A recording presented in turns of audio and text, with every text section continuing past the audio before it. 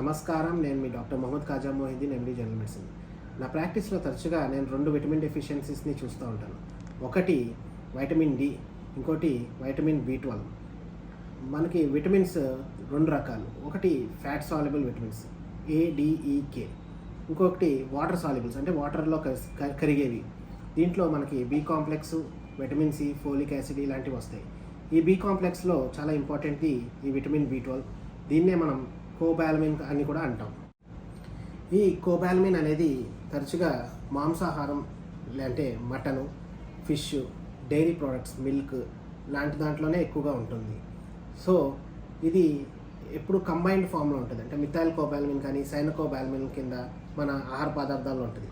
ఇది మన పొట్టలోకి వెళ్ళినప్పుడు మన గ్యాస్ట్రిక్ యాసిడ్తో కలిసినప్పుడు ఈ కోబాలమిన్ విడిపోయి మన శరీరంలోకి బ్లడ్ ద్వారా మొత్తం బాడీకి అందుతుంది.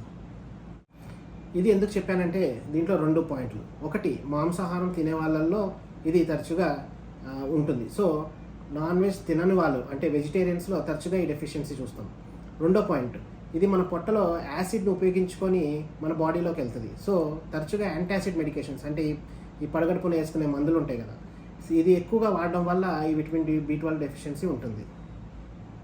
ఈ విటమిన్ బి12 అంటే సైనకోబాలమిన్ మన లివర్లో ఒక 5 నుంచి 6 సంవత్సరాల వరకు స్టోరేజ్లో ఉంటుంది. అంటే ఒక మనిషికి కానీ విటమిన్ బి12 డెఫిషియన్సీ వచ్చిందంటే అది రీసెంట్గా వచ్చింది కాదు. తన బాడీలో ఒక 5 ఇయర్స్ నుంచి చాలా తక్కువగా మోతాదులో తీసుకోవడం వల్ల ఈ డెఫిషియన్సీ వస్తుంది. అసలు ఈ విటమిన్ బి12 మనకి ఎందుకు అవసరం? వైటమిన్ బి12 మన డిఎన్ఏ తయారీలో ఉపయోగపడుతుంది. అలాగే రక్త కణాల తయారీలో కూడా ఈ విటమిన్ బి12 చాలా ఇంపార్టెంట్ రోల్ ప్లే చేస్తుంది.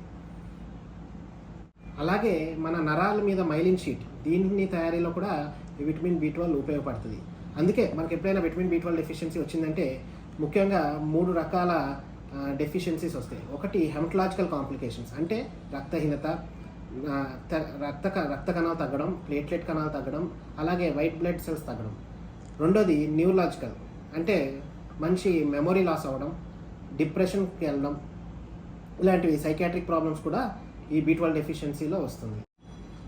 బాగా మేజర్ కాంప్లికేషన్ అనేది సబ్ఎక్యూట్ డీజనరేషన్ ఆఫ్ కార్డ్ అని ఒకటి ఉంటుంది. దీంట్లో ఏంటంటే మనిషి బ్యాలెన్స్ తప్పిపోతాడు.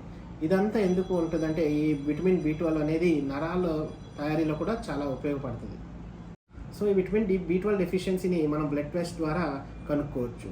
200 పికోగ్రామ్స్ కన్నా తక్కువ బాడీలో ఉంటే సో విటమిన్ బి12 డెఫిషియన్సీ ఉన్నవాళ్ళు ట్యాబ్లెట్స్ వాడచ్చు, ఇంజెక్షన్స్ వాడచ్చు. కొత్తగా ముక్కులో వేసుకునేది అంటే నాసల్లో వేసుకునేది కూడా వచ్చినాయి. కానీ దీంట్లో బెస్ట్ ఆప్షన్ ఏంటి అంటే మనకి ఇంజెక్టబుల్స్.